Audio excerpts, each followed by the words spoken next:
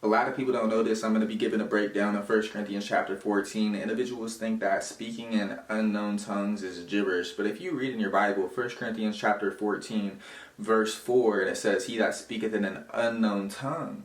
Well, the word unknown is not actually there. That's why it's italicized. And when you read in your Bible and you're reading about tongues, it's always a reference to languages that humans can speak. And so all the way back in the beginning, when you have the Tower of Babel and the whole earth spoke one language, and the Lord said, "Let us go down and confound their languages." And so God went down, changed the one language that mankind was speaking, and they began speaking all these different languages. And so the gospel promise was that through the seed, all the families of the earth would be blessed. Well, how are all the families of the earth going to be blessed if the blessings comes through knowledge? That means that everybody's going to have to be hearing the gospel in their own language. Isn't that what Jesus said in Mark chapter 16, verses 15 through 20? He said, "Go preach the gospel to every creature. Whoever believes and is baptized will be saved." And then he says, "And they shall speak with new tongues." What was the purpose of speaking miraculously in new languages in the first century? Well, in order to share the gospel with every family on earth. That's what it said, that through the Christ, all the families of the earth shall be blessed. And when you get to 1 Corinthians chapter 14, it's not talking about different tongues than we read about in Acts chapter 2. In Acts chapter 2, the tongues they're speaking in are human languages. And so when you get to 1 Corinthians chapter 14, verse 4, "He that speaketh in an unknown tongue edifieth himself." What does that mean? That means the speaker always understood what they were saying. But the problem is that because the audience didn't speak the language that the speaker was speaking, there would need to be an interpretation to interpret the language that the speaker was speaking into the language that the audience spoke.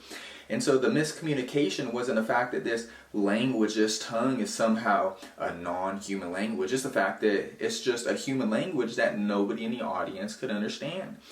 1 Corinthians chapter 14, verse 4, it says, "He that speaketh in an unknown tongue edifieth himself." If you ask somebody, "What did you say?" They say, "I don't know." "Were you edified by it?" "Yeah." "How?" As if, just rolling syllables off of your tongue is somehow building you up. Might get you emotional. That's what a lot of people are doing. It might make you emotional. It might get you deceived into a doctrine that you shouldn't be believing, shouldn't be involved in it. So we have the concept of speaking in tongues. And when you go to 1 Corinthians chapter 14, verse 22, it says, "Tongues are for a sign, not to them that believe, but to them that believe not." That's exactly what we read in Acts chapter 2. They said, "How is it that all these men are Galileans and yet they're speaking all these different human languages?" Yet those today who are speaking in these unknown tongues are going, "Shakadada, shakadada." They're doing that. And guess who they're doing it around? Not unbelievers. They're doing it around believers, and the only people who they're convincing are these supposed believers. Isn't that strange that what we see people doing today is not what we read about? Why is it that people are doing what we can't read about?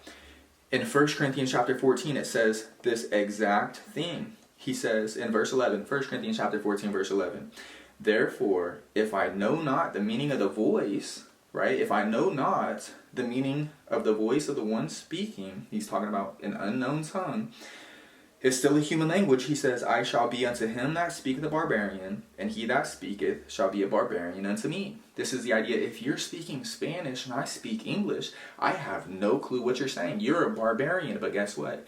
You're still speaking a human language. It's just the fact that I don't know what you're saying because I don't know Spanish. I know English. So there's some verses from 1 Corinthians chapter 14 concerning unknown tongues. It's always a reference to human languages when humans are speaking them. And we have examples of that. We have a reason for that. Because God wanted all the families of the earth to be blessed. The only way that would be possible is if all the languages of the earth, all the inhabitants of the earth heard the gospel in their own language. And that's what we read in Colossians chapter 1. Paul said that the gospel was preached to every creature under heaven. How is that?